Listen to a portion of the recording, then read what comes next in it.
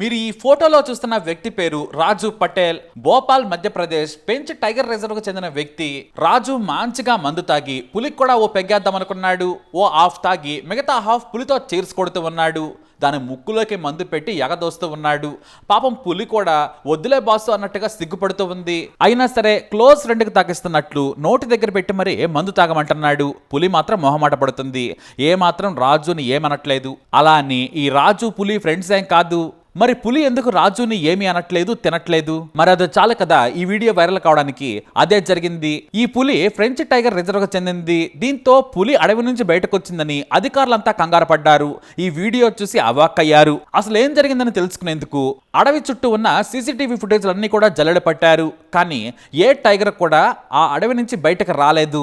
సరే అసలు ఏం జరిగిందో రాజుని అడిగారు. ఆ తర్వాత తీరిగ్గా రాజు చెప్పాడు, ఇది ఒక ఏఐ జనరేటెడ్ వీడియో, అంటే అది ఒక ఫేక్ పులి మాత్రమే, కానీ రియల్ సీన్ లా దీన్ని తీశారు, అందుకే ఇది వైరల్ అయింది. ఈ వీడియో చూసిన చాలా మంది పెంచ్లో నిజంగానే జరిగిన ఘటన అనుకున్నారు. కానీ ఫ్యాక్ట్ చెకింగ్ చేసిన తర్వాత ఇది ఏఐ జనరేటెడ్ అని తేలింది.